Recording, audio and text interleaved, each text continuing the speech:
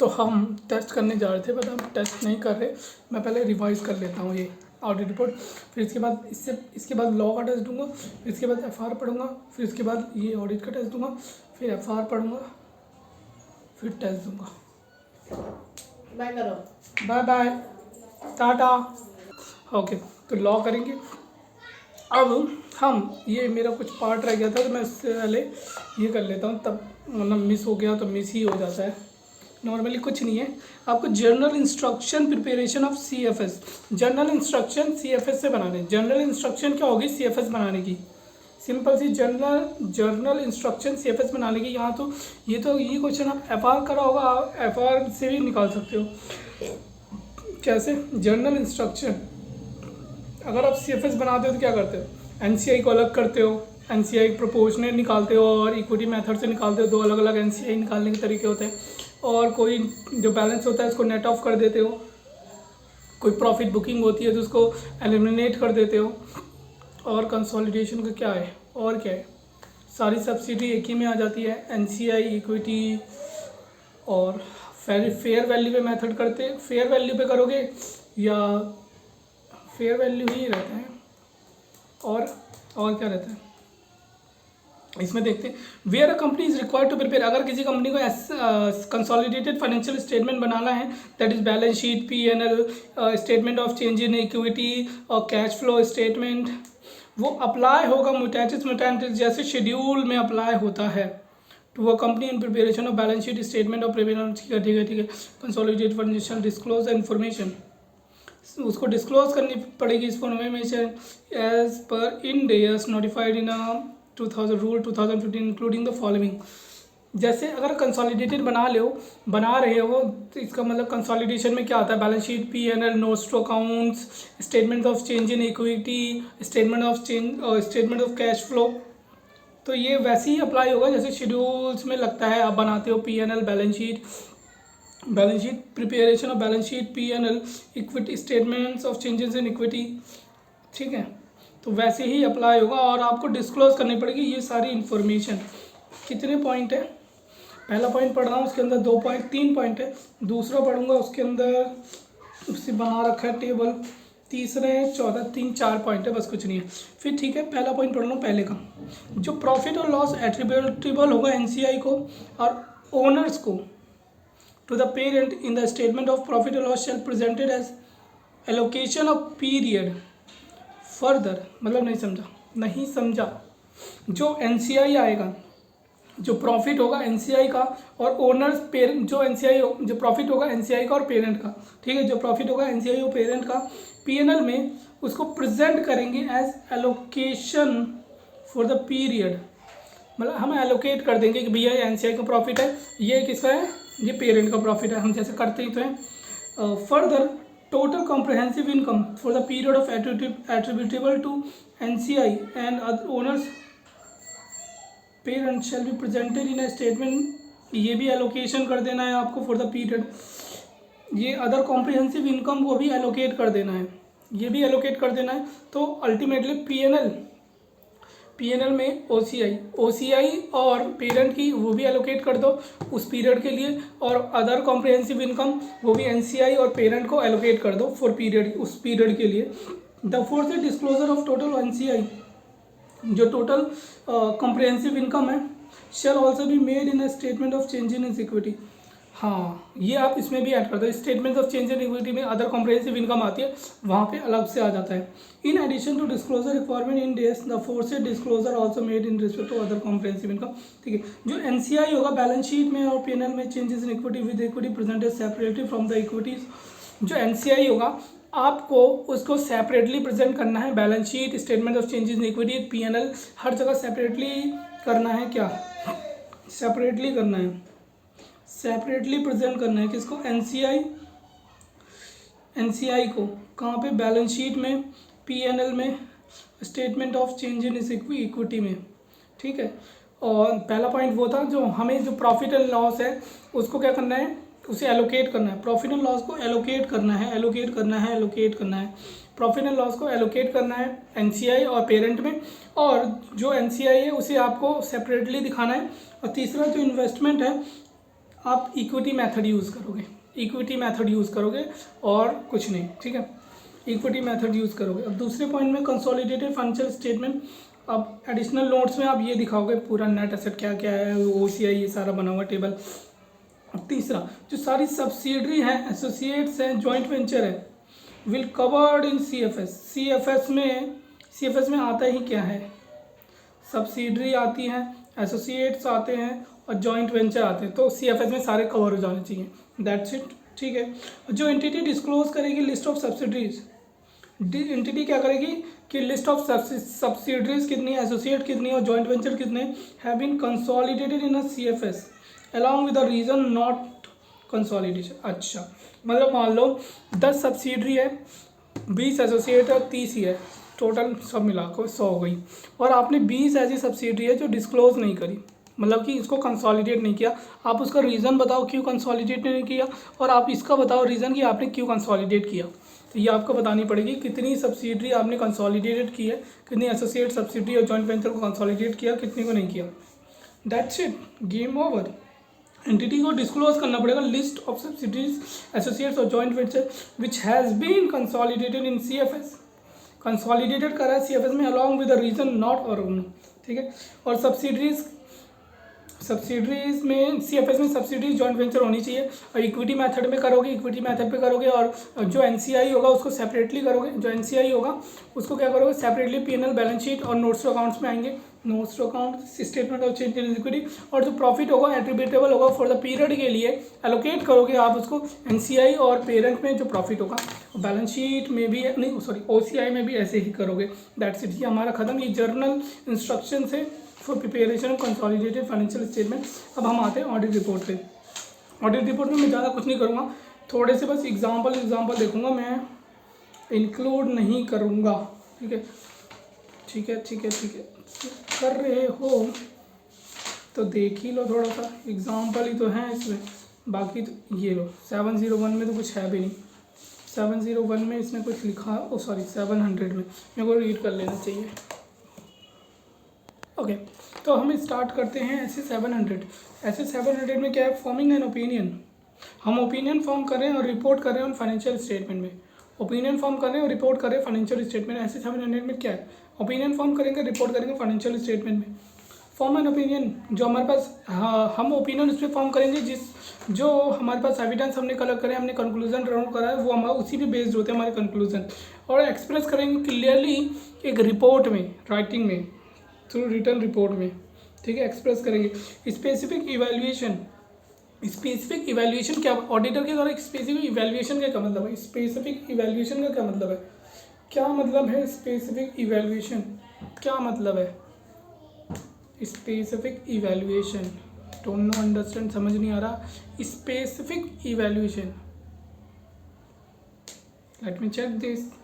In a particular the auditor क्या करेगा, evaluate करेगा वेदर जो आपने डिस्क्लोज करें सिग्निफिकेंट अकाउंटिंग पॉलिसीज सेलेक्टेड और अप्लाइड करिए, जो फाइनेंशियल स्टेटमेंट में एडुकेटली डिस्क्लोज हो गई हो सिग्निफिकेंट अकाउंटिंग पॉलिसीज, और उसे एडुकेटली सेलेक्टेड और अप्लाइड करी हो, ठीक है। और जो अकाउंटिंग पॉलिसीज आप डिस्क्लोज कर रहे हो उसकी अजम्पशन सही, अप्रोप्रिएट अजम्पशन, जो अजम्पशन आपकी अप्रोप्रिएट है, अकाउंटिंग एस्टिमेट मैनेजमेंट रीजनेबल, ठीक है, यहाँ पे ये लिखना था, अकाउंटिंग अजम्पशन जो है, अकाउंटिंग एस्टिमेट है जो मैनेजमेंट ने करी है वो रीजनेबल है, जो अकाउंटिंग एस्टिमेट करी है मैनेजमेंट ने वो रीजनेबल है, और जो फाइनेंशियल स्टेटमेंट, जो अकाउंटिंग पॉलिसीज आप कर रहे हो सेलेक्टेड एंड कंसिस्टेंट वो एप्लीकेबल, ओके, जो अकाउंटिंग पॉलिसीज आपने सेलेक्ट और अप्लाइड करी है वो कंसिस्टेंट है विद FRF 3 पॉइंट, एक बार फिर से, जो सिग्निफिकेंट, जो आपने फाइनेंशियल स्टेटमेंट में डिस्क्लोज करें सिग्निफिकेंट अकाउंटिंग पॉलिसीज और आपने उसे अप्रोप्रिएटली अप्लाइड है और अप्लाइड और सेलेक्टेड है, ठीक है। जो सिग्निफिकेंट अकाउंटिंग पॉलिसीज है आपने क्या करी, कंसिस्टेंट है FRF से, जो आपने अकाउंटिंग पॉलिसी सेलेक्ट और अप्लाई करी वो कंसिस्टेंट है FRF से, ठीक है। तीसरा, जो अकाउंटिंग एस्टिमेट है वो अप्रोप्रिएट है, रीजनेबल है, जो मैनेजमेंट ने अकाउंटिंग एस्टिमेट लगाया वो अप्रोप्रिएट रीजनेबल है, ठीक है। फिर जो आपने फाइनेंशियल स्टेटमेंट में एडुकेट डिस्क्लोजर दे दिए, फाइनेंशियल स्टेटमेंट में एडुकेट डिस्क्लोजर दे दिए, to enable to understand the effect of material transaction. फिर जो फाइनेंशियल स्टेटमेंट में टर्मिनोलॉजी यूज़ करी, जो चीज़ें आपने यूज़ करी है, जो आपने फाइनेंशियल स्टेटमेंट में क्या करी है, टर्मिनोलॉजी यूज़ करी है, वो हर एक टाइटल के साथ है। टाइटल है ईच फाइनेंशियल स्टेटमेंट, वो अप्रोप्रिएट है। जो टाइटल है फाइनेंशियल स्टेटमेंट वो अप्रोप्रिएट है। एक बार फिर से, बस यहीं ख़त्म है, यहीं ख़त्म है। क्या है मेरी स्पेसिफिक इवैल्यूएशन ऑडिटर की, ठीक है। पहला, जो significant accounting policies financial statement में आपने डिस्क्लोज करी है वो अप्रोप्रिएट है और सेलेक्टेड है और अप्रोप्रिएटली सेलेक्टेड एंड अप्लाइड है। फिर जो अकाउंटिंग एस्टीमेट है मैनेजमेंट के द्वारा वो क्या है, अप्रोप्रिएट है, रीजनेबल है। फिर जो आपने क्या कहते हैं, जो पॉलिसीज सेलेक्ट और अप्लाइड करी है वो किससे हैं, वो in tune with FRF, consistent with FRF. और जो आपने टर्मिनोलॉजी डिस्क्लोज करी फाइनेंशियल स्टेटमेंट में, जो फाइनेंशियल स्टेटमेंट में टर्मिनोलॉजी यूज़ करी है, जो यूज़ करी है टर्मिनोलॉजी फाइनेंशियल स्टेटमेंट में, और वो हर एक स्टेटमेंट में आती हो, मतलब कि आपने हेडिंग दी हो हर एक चीज़ की प्रॉपरली, अप्रोप्रिएटली, टाइटल दिया हो फाइनेंशियल स्टेटमेंट में, ठीक है। और लास्ट पॉइंट क्या था, इंफॉर्मेशन जो आपने प्रेजेंट करी है किसमें, फाइनेंशियल स्टेटमेंट में, वो रेलेवेंट, रिलायबल एंड अंडरस्टैंडेबल है। बस इतना बहुत है। आपने जो फाइनेंशियल स्टेटमेंट में क्या करा है, इन्फॉर्मेशन दी और रेलेवेंट, रिलायबल एंड अंडरस्टैंडेबल है, ये यहीं पे खत्म। स्पेसिफिक इवैल्यूएशन ये है इसका ऑडिटर का। फिर क्या है, forming an opinion on financial statement. आपको अपनी फाइनेंशियल स्टेटमेंट में ओपिनियन देनी है, फाइनेंशियल स्टेटमेंट पे ओपिनियन दे रही है। ऑडिटर ओपिनियन फॉर्म करेगा, ऑडिटर क्या करेगा, फॉर्म करेगा ओपिनियन कि फाइनेंशियल स्टेटमेंट प्रिपेयर हुए हैं all material respect according to applicable FRF. Applicable FRF से ही स्टेटमेंट, फाइनेंशियल स्टेटमेंट हुए हैं, ठीक है। फिर in order to form, opinion form करने के लिए वो क्या करेगा, रीजनेबल एश्योरेंस लेगा। रीजनेबल एश्योरेंस क्या होता है, reasonable assurance financial statement whether the financial statement are free from material misstatement whether due to fraud और एरर, ठीक है। In order to form an opinion, opinion form करने के लिए वो ऑब्टेन करेगा reasonable assurance about, reasonable assurance लेगा कि भैया जो फाइनेंशियल स्टेटमेंट है कि वो free from material mystery statement है वेदर ड्यू टू फ्रॉड और एरर। और फिर वो क्या करेगा, प्रिपेयर करेगा फॉर द, जो फाइनेंशियल स्टेटमेंट अगर प्रिपेयर होगी फेयर प्रेजेंटेशन के बेस पे, फेयर प्रेजेंटेशन फ्रेमवर्क पे, तो वो इवेल्युएट करेगा कि भैया अचीव कर लिया आपने फेयर प्रेजेंटेशन अचीव कर लिया। वो इवेल्युएट करेगा कि अगर फेयर प्रेजेंटेशन के बेस पे होगी फाइनेंशियल स्टेटमेंट तो मैं इवेल्युएट करूँगा मैंने फेयर प्रेजेंटेशन अचीव कर लिया, जो कंपनी बना रही है उन्होंने फेयर प्रेजेंटेशन अचीव कर लिया। और ओवरऑल प्रेजेंटेशन देखूंगा उसका, पीएससी का प्रेजेंटेशन स्ट्रक्चर एंड कंटेंट, उनका प्रेजेंटेशन स्ट्रक्चर एंड कंटेंट देखूंगा कि भैया उन्होंने अचीव कर लिया फेयर प्रेजेंटेशन। अगर फाइनेंशियल स्टेटमेंट और क्या जो फाइनेंशियल स्टेटमेंट में नोट्स हैं रिप्रेजेंट कर रहे हैं अंडरलाइंग ट्रांजैक्शन को और इवेंट को, वो फेयरली प्रेजेंटेशन है, फेयरली प्रेजेंटेड है। जो नोट्स हैं जो रिप्रेजेंट कर रहे हैं इवेंट और ट्रांजैक्शन को, क्या वो फेयरली प्रेजेंट है। एक बार सुनो, मैं अगर फेयर प्रेजेंटेशन के बेस पे को मैं इवेल्युएट करूँगा क्या उन्होंने फेयरली प्रेजेंट करा, तो उसमें क्या देखूंगा, जो उन्होंने क्या देखूंगा उसमें कि जो ओवरऑल प्रेजेंटेशन स्ट्रक्चर और कंटेंट, सबका ओवरऑल प्रेजेंटेशन एंड कंटेंट देखूंगा। फिर जो नोट्स हैं इंक्लूडिंग नोट्स और जो रिलेटेड है इवेंट और ट्रांजैक्शन से, आपने फेयरली प्रेजेंटेशन करा है उसका। तो अगर अदर वर्ड्स में फिर वो क्या करेगा, एक्सप्रेस कर देगा अनमॉडिफाइड ओपिनियन।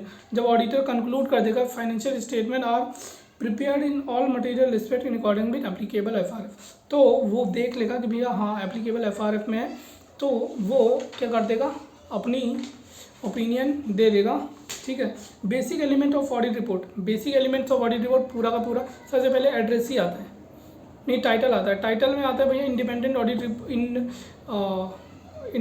Auditor report. ये क्लियरली स्पेसिफाई करता है कि भैया जो भी ऑडिट कर रहा है ये इंडिपेंडेंट है, ये एंटिटी से कंसर्न नहीं है, उसका कुछ भी नहीं है, ठीक है। तो ऑडिटर स्पेसिफाई करेगा clearly indicate independent auditor report. फिर आता है एड्रेसी हम किसको एड्रेस करें, मेंबर्स को कर रहे हैं अगर वो प्रॉफिट मेकिंग कंपनी है, और अगर प्रॉफिट मेकिंग कंपनी नहीं है तो हम किसको कर रहे हैं, देखते हैं। एड्रेस करेगा member of the company in case of general purpose. अच्छा, जनरल पर्पस फाइनेंशियल स्टेटमेंट है, और अगर स्पेशल पर्पस फाइनेंशियल स्टेटमेंट होगा तो बोर्ड को करेगा, ध्यान रखना। ध्यान रखना, हम एड्रेस किसको करेंगे, जनरल पर्पस होगा तो बोर्ड मेंबर्स को करेंगे और स्पेशल पर्पस होगा तो बोर्ड को करेंगे, क्योंकि बोर्ड ने अवॉर्ड करा। अब ऑडिटर रिपोर्ट, ऑडिटर्स की रिपोर्ट, ऑडिटर्स का रिपोर्ट नहीं, ऑडिटर्स का ओपिनियन। ऑडिटर इसमें अपना ओपिनियन देता है कि whether the financial statement are free from, इसमें आएगा क्वालिफाइड डिस्क्लेम, क्वालिफाइड में आता है, एक अनमोडिफाइड होता है, एक क्वालिफाइड में आता है डिस्क्लेमर एडवर्स और एक और है डिस्क्लेमर एडवर्स और याद नहीं आ रहा, छोड़ो। फिर इसमें क्या होगा, इसमें ओपिनियन में इस फैक्ट सेक्शन में ऑडिटर रिपोर्ट इंक्लूड करेगा अपना ओपिनियन और उसके साथ लिखेगा हेडिंग के साथ ओपिनियन सेक्शन में वो ऑल्सो ये इंक्लूड करेगा कि हम कौन सी एंटिटी का कौन सी एंटिटी का ऑडिट कर रहे हैं, किसका ऑडिट हुआ है, कौन से पीरियड के लिए हुआ है, और टाइटल ऑफ ईच स्टेटमेंट कि भैया हाँ बैलेंस शीट है, P&L है, प्रॉफिट एंड लॉस है, कैश फ्लो स्टेटमेंट है, चेंजेस इन इक्विटी है, और notes including notes, summary of significant accounting policies, और रेफरिंग द डेट पीरियड कि भैया कौन से पीरियड का है। तो भैया ओपिनियन में क्या आएगा कि कौन से फाइनेंशियल स्टेटमेंट का ऑडिट हुआ है, entity whose financial statement have been audited, और स्टेट करेगा फाइनेंशियल स्टेटमेंट की ऑडिट हो गई है, और क्या इंक्लूड करेगा, फाइनेंशियल स्टेटमेंट की ऑडिट हो गई है, और क्या इंक्लूड करेगा, फिर वो और इंक्लूड करेगा, लेट मी चेक दी, मेरे को याद करने दो। फाइनेंशियल स्टेटमेंट का ऑडिट करेगा, फाइनेंशियल स्टेटमेंट की ऑडिट होगी, पीरियड कौन से पीरियड का ऑडिट हुआ है, और उसमें स्पेसिफिक हेडिंग है balance sheet P&L, cash flow statement, changes in equity, और डेट कौन से डेट पे ऑडिट रिपोर्ट हुई है, स्पेसिफिक डेट और period covered in specific auditor. तो टाइटल हो गया, एडीसी हो गया, ऑडिटर का ओपिनियन, और ऑडिटर की रिस्पॉन्सिबिलिटी आएगी, बेसिस ऑफ ओपिनियन कि भैया ये इस रिपोर्ट में इंक्लूड करेगा एक सेक्शन जो डायरेक्टली कहता होगा opinion section, heading basis for opinion, हम किस बेस पे अपना ओपिनियन दे रहे हैं इसमें ये लिखा होता है, ठीक है। तो audit conduct in according, audit कैसे कंडक्ट हुई है, स्टैंडर्ड्स ऑन ऑडिटिंग की वो एथिकल प्रोफेशनल उसने ऑडिटर रिस्पॉन्सिबिलिटी करी है, ऑडिट कंडक्ट हुई है स्टैंडर्ड्स अकॉर्डिंग विद ऐसे, ऑडिट कंडक्ट हुई है ऐसे के अकॉर्डिंग, ये बेसिस ऑफ ओपिनियन है, उसमें अपना ओपिनियन देगा, उसमें ये भी लिखेगा कि भैया और रेफ़र कर लो ऑडिटर की report, describe auditor responsibility, refer कर देगा भैया यहाँ पे लिखी हुई है, जाके हमारी देख लो रिस्पॉन्सिबिलिटीज़। और भैया मैं इंडिपेंडेंट हूँ, मैंने सारे एथिकल रिक्वायरमेंट्स कंप्लाई करे हैं, और मैंने sufficient appropriate audit evidence obtain कर लिया जिससे मैं कंक्लूजन ड्रॉ कर सकता हूँ। That's it. यहाँ पे 4 चीज़ें आएंगी। पहला कि मैंने ऐसे का कंप्लाई करा है और मेरी ऑडिटर की रिस्पॉन्सिबिलिटी इस जगह पे लिखी हुई है, रेफ़र कर दूंगा मैं यहाँ पे। फिर मैं इंडिपेंडेंट हूँ, मैंने सारे एथिकल रिक्वायरमेंट कंप्लाई करे हैं, मैं बायस नहीं हूँ। और फोर्थ में क्या आएगा, फोर्थ में आएगा कि भैया मैंने sufficient appropriate audit evidence obtain कर ली जिसमें मेरा कंक्लूजन ड्रॉ करा है मैंने। स्टेट करेगा वह ordinance sufficient appropriate audit evidence provided on the basis of opinion. फिर आता है हमारा गोइंग कंसर्न, ये थोड़ा सा इंपॉर्टेंट हो जाता है यहाँ पे। गोइंग कंसर्न ये तब आएगा जब भैया हमें सफिशिएंट क्या लगता है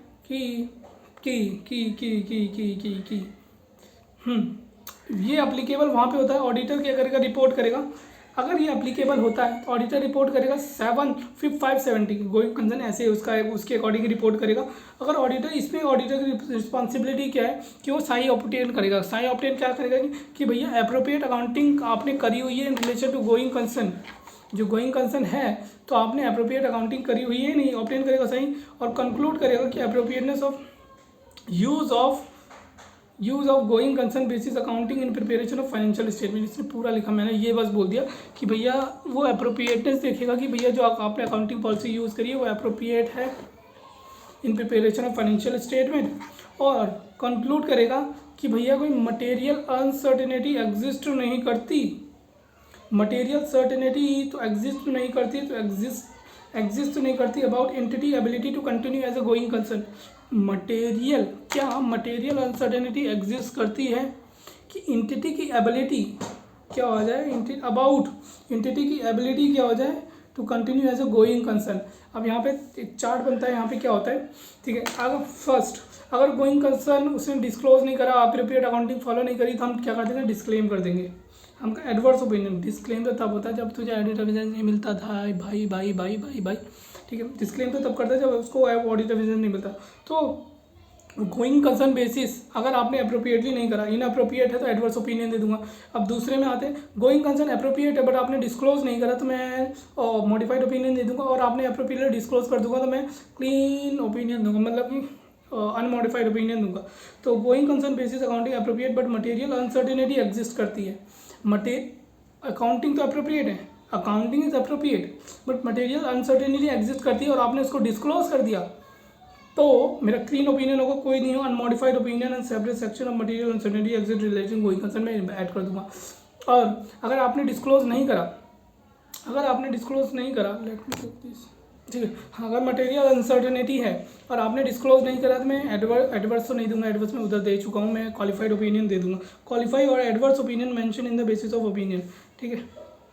अब मैनेजमेंट अनविलिंगनेस, मैनेजमेंट क्या करेगा, अनविलिंगनेस है वो नहीं करना चाहता तो मेरे को फर्दर प्रोसीजर लगाने पड़े। कंसीडर करूँगा इम्प्लीकेशन, मैं कंसीडर करूँगा इम्प्लीकेशन कि मेरी ऑडिट रिपोर्ट में क्या इम्प्लीकेशन आएगी। Key audit matter are those matter which are audit in the judgement of the auditor which are more significant in current period, ठीक है। ऐसी कुछ है। ये किस पे अप्लाई होता है, लिस्टेड एंटिटी पे। की ऑडिट मैटर रिपोर्टिंग 701 के अकॉर्डिंग करना। अगर auditor otherwise required by law और रेगुलेशन, अगर वो ऑडिटर लॉ और रेगुलेशन के रिक्वायर्ड है तो आप डिस्क्लोज कर सकते हो, अदरवाइज मत करना।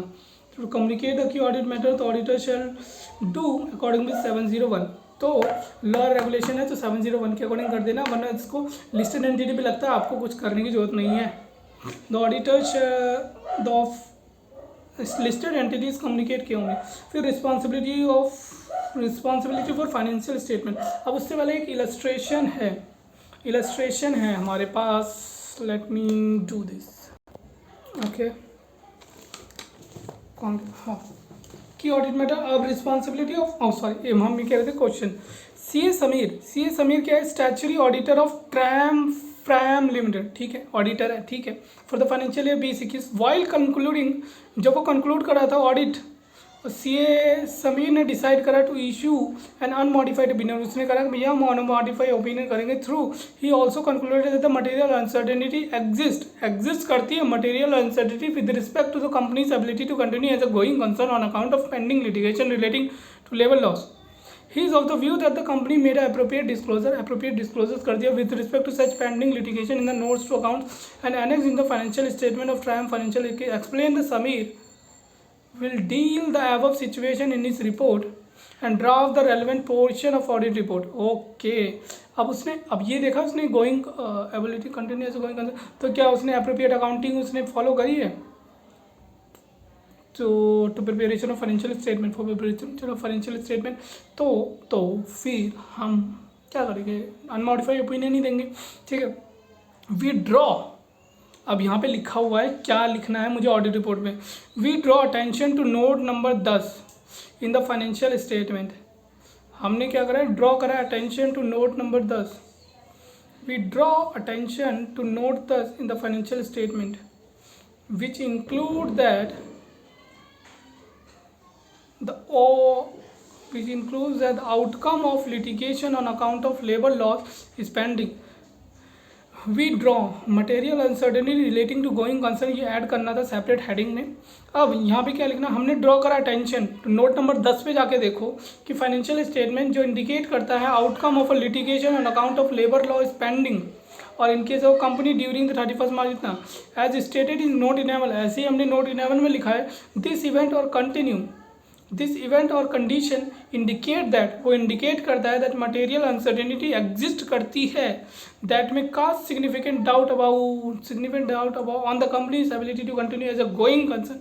Our opinion is not modified in respect of this matter. और हमारे इसमें हमारा in respect of this matter हमारा नहीं है कुछ भी, ठीक है। की ऑडिट मैटर सिर्फ लिस्टेड एंटिटीज़ पे लगता है और जब लॉ और रेगुलेशन बोले तो आप इसको रिपोर्ट कर देना, किस में रिपोर्ट कर देना, ऑडिट रिपोर्ट में as per 701। Responsibility for financial statement बनाने की रिस्पॉन्सिबिलिटी है मैनेजमेंट की, वो सारी चीज़ें करता है। ऑडिटर इंक्लूड करेगा एक सेक्शन, ऑडिटर इंक्लूड करेगा responsibility of management for financial statement in some entities appropriate with reference to TCWG भी कर सकता है। और दिस सेक्शन, इसमें क्या होगा, इस सेक्शन में क्या होगा, ऑडिटर सेपरेट इंक्लूड करेगा डिस्क्राइब मैनेजमेंट की रिस्पॉन्सिबिलिटी, वो मैनेजमेंट की रिस्पॉन्सिबिलिटी सेपरेटली डिस्क्राइब करेगा। प्रिपरेशन ऑफ फाइनेंशियल स्टेटमेंट, जो प्रिपेयर करी फाइनेंशियल स्टेटमेंट FRF के अकॉर्डिंग करी, और इंटरनल कंट्रोल मैनेजमेंट ने डिजाइन और इम्प्लीमेंट करे which are necessary for preparation of financial statement, tenable for preparation of financial statement free from material statement whether due to और fraud, whether due to fraud और error. ठीक है, necessary है, management को लगता है भैया ये इंटरनल कंट्रोल नेसेसरी है for preparation of financial statement free from material statement whether due to fraud. और एक्सेस करेगा भैया एंटिटी को एक्सेस करेगा अगर कंटिन्यू एबिलिटी है उसकी कंटिन्यू एज गोइंग कंसर्न, और क्या जो मैनेजमेंट ने यूज़ करी है, जो यूज़ करी है गोइंग कंसर्न बेसिस अकाउंटिंग वो अप्रोप्रिएट है, जो going concern basis accounting appropriate. पहले देखेगा कि भैया continue entity continue as going concern की तरह चल सकती है, और अगर अगर नहीं लग रहा उसको कि भैया कंटिन्यू एज गोइंग कंसर्न नहीं चल सकती, तो देखेगा क्या उन्होंने वेदर अप्रोप्रिएट अकाउंटिंग फॉलो करी है for preparation of financial statement, और डिस्क्लोज कर देगा, उन्होंने डिस्क्लोज कर दिया रिलेटिंग टू गोइंग कंसर्न, और एक्सप्लेनेशन लेगा मैनेजमेंट की responsibility for the assessment include करेगा। और ये ऑल्सो वो आइडेंटिफाई करेगा कि the financial statement process in case of heading this section those charge with governance, और the financial statement according to FR fair presentation के बेस पे होगी, तो डिस्क्राइब करेगा रिस्पॉन्सिबिलिटी इन ऑडिटर रिपोर्ट रेफर करते हुए प्रिपरेशन ऑफ फाइनेंशियल स्टेटमेंट और preparation of financial statement as per the true and fair view. So यहाँ पे खत्म है, कुछ खास नहीं है इसमें। फिर अब आते हैं ऑडिटर की रिस्पॉन्सिबिलिटीज़ पे। ओके, तो ऑडिटर की रिस्पॉन्सिबिलिटी है, ये सेक्शन क्या कहते हैं, ऑडिटर रिपोर्ट शैल स्टेट करेगी ऑब्जेक्टिव, ऑडिटर की रिपोर्ट क्या करेगी, स्टेट करेगी ऑब्जेक्टिव। ऑब्जेक्टिव क्या कि भैया ऑब्टेन करेगा रीजनेबल एश्योरेंस वेदर अबाउट, किस लिए रीजनेबल एश्योरेंस करोगे, about whether the financial statement are free from material mistake whether due to fraud और एरर, और इश्यू कर देंगे रिपोर्ट इंक्लूड ऑडिटर की रिपोर्ट। अब स्टेट करेगा रीजनेबल एश्योरेंस क्या होता है, उसमें ये भी बता देगा भैया रीजनेबल एश्योरेंस क्या होता है। अच्छा, ये क्वेश्चन आया था वहाँ पे, तो उसमें ये भी पूछता है भैया स्टेट ऑब्जेक्टिव लिखा हुआ है, ये लिखा हुआ है, मिसेस लिखा हुआ है, तो रीजनेबल एश्योरेंस कब लगता है, reasonable assurance is high level assurance but not an absolute assurance, it does not specify that after complying the assess all the material misstatement identified during the audit, always it is not guarantee, हम ये guarantee नहीं देता कि भैया जो audit conduct करिए according to this is always detect the material misstatement and exit in the financial, और जो स्टेटमेंट है अराइज फ्रॉड और एरर एंड आइदर स्टेट करेगा मिसस्टेटमेंट। हाँ, ये मिसस्टेटमेंट कैसे आ सकती है, मिसस्टेटमेंट क्या होती है, मिसस्टेटमेंट डिस्क्राइब करेगा जो कंसीडर मटेरियल वो होती है, मटेरियल होती है तो इंडिविजुअली और इन एग्रीगेट मटेरियल होगी जो अफेक्ट कर देगा decision of the users, reasonably expect to influence economic decision of users, और एक डेफिनेशन दे देगा किसकी डिस्क्रिप्शन की डेफिनेशन दे देगा मटेरियल की in according to applicable FRF। ठीक है, सबसे बड़ा लग रहा है यही। फिर ऑडिटर की responsibility, audit of financial section as per section on the auditors report, मतलब ऑडिटर की responsibility for audit of financial statement, auditor की responsibility for the audit of financial statement in auditor's report shall, auditor की responsibility क्या है कि भैया वो exercise करेगा professional judgment during the entire period of audit and maintain करेगा professional expectation throughout the audit as per ऐसे, उसको क्या करना है, एक्सरसाइज करेगा प्रोफेशनल जजमेंट और मेंटेन करेगा professional expectation throughout the audit.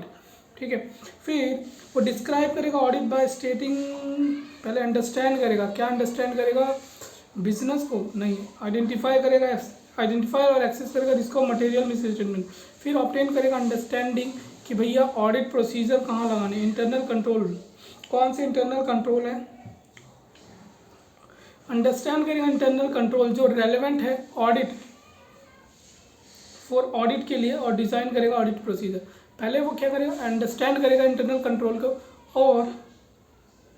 Relevant जो है ऑडिट के लिए, अच्छा उनको ही ऑब्टेन करेगा अंडरस्टैंडिंग जो रेलेवेंट है, ऑब्टेन करेगा अंडरस्टैंडिंग किसकी, इंटरनल कंट्रोल की जो रेलेवेंट है फॉर ऑडिट, और डिज़ाइन करेगा क्या, ऑडिट प्रोसीजर। इवेलुएट करेगा क्या, अप्रोप्रिएटनेस कि भैया जो पॉलिसीज़ यूज़ करी हुई है अपने अकाउंटिंग पॉलिसीज़ वो यूज़ करी अप्रोप्रिएट है, रीजनेबल अकाउंटिंग एस्टिमेट जो आपने एस्टिमेट लगाया वो सही है, और रिलेटेड डिस्क्लोजर। फिर कंक्लूड कर देगा कि appropriateness of management use of going concern assumption, वो कंक्लूड करेगा भैया कि अप्रोप्रिएट है कि नहीं है जो मैनेजमेंट में यूज़ करिए going concern assumption for preparation of financial statement, और इवेलुएट करेगा ओवरऑल प्रेजेंटेशन कंटेंट। फिर इवेलुएट सारी एक ही चीज़ें में आके मिल गई है, ठीक है। मैं फिर से बता देता हूँ, आइडेंटिफाई करेगा risk of material misstatement, identify and access risk of material misstatement, identify and access risk of material miss statement.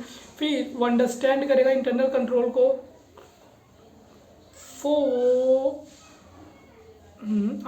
Understand करेगा इंटरनल कंट्रोल को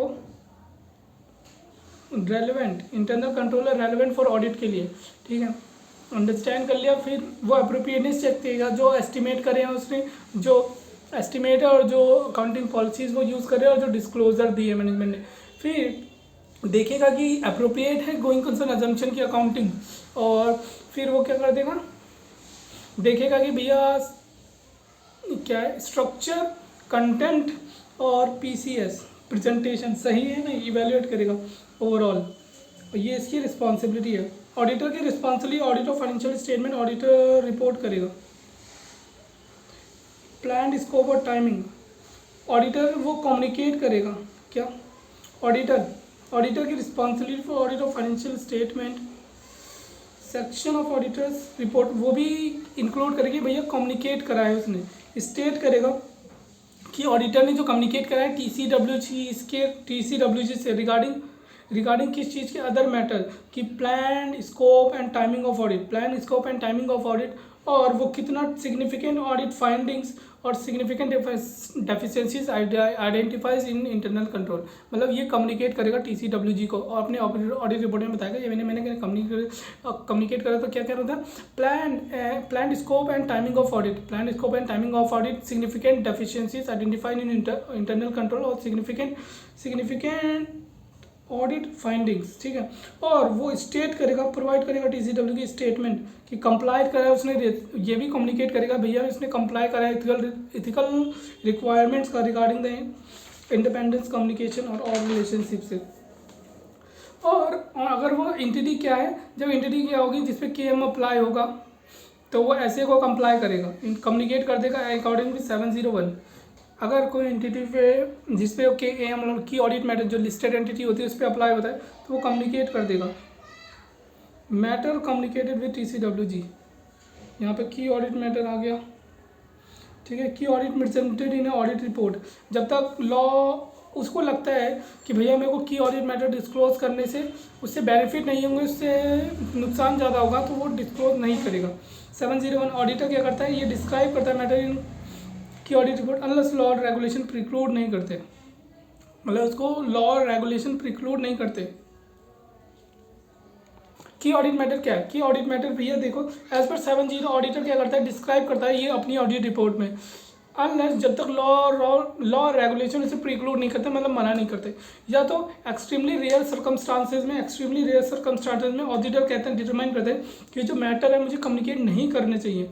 क्यों नहीं करने चाहिए, क्योंकि जो इसके क्या होगा एडवर्स कॉन्सिक्वेंसेज हो जाएंगे ये करने से, और रीजनली जितना बेनिफिट हो रहा है उससे ज़्यादा मुझे क्या हो रहा है, पब्लिक इंटरेस्ट में बेनिफिट से ज़्यादा लॉस हो रहा है, मतलब रीजनेबली जितना मुझे एक्सपेक्टेड आउटवेट है the public interest benefit of such communication, ठीक है। अब location description of auditor responsibility ये उसमें बता देगा भैया कि कहाँ पे मेरी रिस्पॉन्सिबिलिटी, या तो ऑडिटर रिपोर्ट में ऑडिटर रिपोर्ट में लिख देगा, या तो वो अपेंडिक्स लगा देगा रिपोर्ट में कि भैया यहाँ पे, या तो वो रेफरेंस दे देगा भैया इस वेबसाइट पे चल जाओ मेरी रिस्पॉन्सिबिलिटी वहाँ पे। Other reporting responsibility signature of auditor अपने पर्सनल नाम पे करेगा या तो फर्म के नाम पे करेगा, अपना यूडीएल लिखेगा, सिग्नेचर और मेंबरशिप नंबर डालेगा, यहाँ पे खत्म। और डेट ऑफ ऑडिट रिपोर्ट कभी भी आपसे ऑडिट एविडेंस पहले लेना पड़ेगा आपको, ऑडिट रिपोर्ट से देने, मतलब ऑडिट एविडेंस बाद में नहीं आएगा, ऑडिट रिपोर्ट से देने से पहले, तो समझ गए।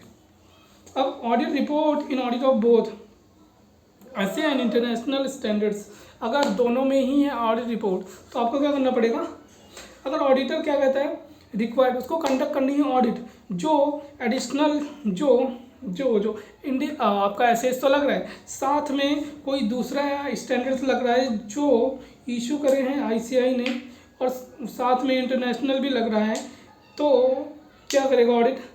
अगर ऐसा केस आ रहा है तो ऑडिट रेफर करेगा एडिशनल जो इंटरनेशनल, ओह माय गॉड रुक जाओ, अगर ऑडिटर पे इंटरनेशनल दोनों ही लगता है, अगर वो ऑडिट करता है तो उसमें दोनों ही अप्लाई हो रहे हैं, मतलब यहाँ वाला तो लग ही रहा है, वो इंटरनेशनल भी स्टैंडर्ड्स लग रहे हैं, तो वो क्या करेगा, तो आईएससी और auditing standard such other jurisdiction but auditor shall do only, वो तभी करेगा, अब वो तभी करेगा अगर कोई कॉन्फ्लिक्ट नहीं है दोनों की रिक्वायरमेंट में, दोनों की रिक्वायरमेंट में कोई कॉन्फ्लिक्ट नहीं है, वो दोनों की रिक्वायरमेंट में कोई कॉन्फ्लिक्ट नहीं है तभी वो करेगा। और सच स्टैंडर्ड्स और other jurisdiction that auditor lead और to form a different opinion or not include emphasis or meta paragraph or other metaphor that particular circumstances required by SS। Okay okay ठीक है, मुझे नहीं समझ आया क्या बोल, ओके नाउ ये I understand what it is. तो भैया देखो, अगर ऑडिटर क्या करे, दो स्टैंडर्ड्स और अदर इंटरनेशनल स्टैंडर्ड्स को कंप्लाई करना पड़ता है, तो वो अपनी रिपोर्ट में इसको ऐड करेगा, तो वो अपनी रिपोर्ट में क्या करेगा रेफर करेगा एडिशन, भैया ये लग रहा है मेरे पे, ठीक है, बट वो ये चीज़ नहीं करेगा अगर क्या हो रहा है कॉन्फ्लिक्ट हो रहा है, कॉन्फ्लिक्ट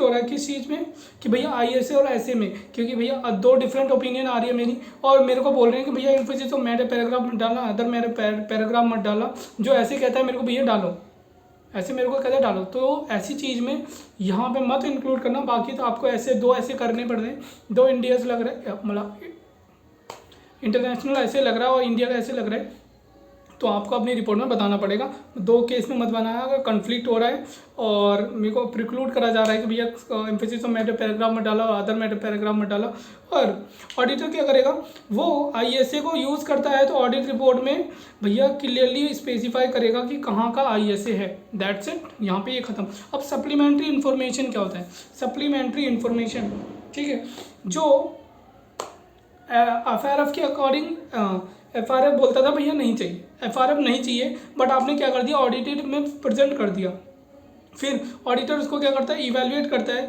कि भैया ये उसका पार्ट होना चाहिए कि नहीं होना चाहिए, जैसे उसको आपने प्रेजेंट करा हुआ है।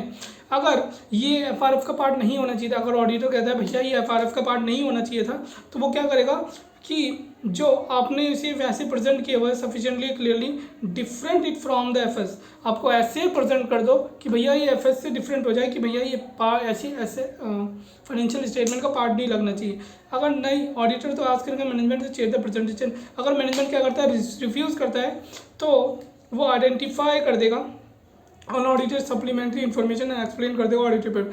अगर भैया मैनेजमेंट कहता है कि मेरे को नहीं करना, तो वो ऑडिटर क्या करेगा अपनी आइडेंटिफाई करेगा कि भैया ये चीज़ अनऑडिटेड है, ये सप्लीमेंट्री में नहीं है, और वो ऑडिट अपनी ऑडिट रिपोर्ट में बता देगा, ठीक है।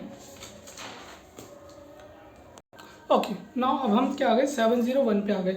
701 क्या कहता है key audit matter, right, communicating key audit matter in the independent auditor report. Key audit matter क्या है, key audit matter are those matter which are in the auditor's opinion which are most significant in current period. Most auditor key those matter in auditor professional judgment for of most significant in the financial statement of current period. ये कहाँ से select करते हैं हम, जो हमने TCW को communicate करा वहाँ से सेलेक्ट करते हैं।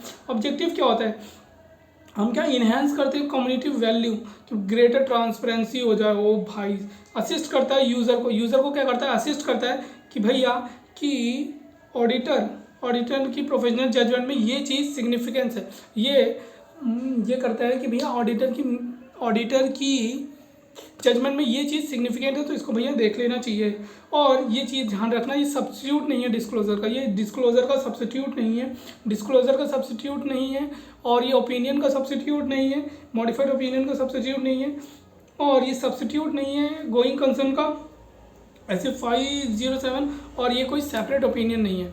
एक और बार, ठीक है, ये सब्स्टिट्यूट नहीं है डिस्क्लोजर का, ये सब्स्टिट्यूट का डिस्क्लोजर नहीं है, ये मॉडिफाइड ओपिनियन का डिस्क्लोजर नहीं है, गोइंग कंसर्न का मतलब सब्स्टिट्यूट नहीं है। और ये सब्स्टिट्यूट किसका नहीं है, ये है सब्स्टिट्यूट किसका नहीं है, सेपरेट ओपिनियन का।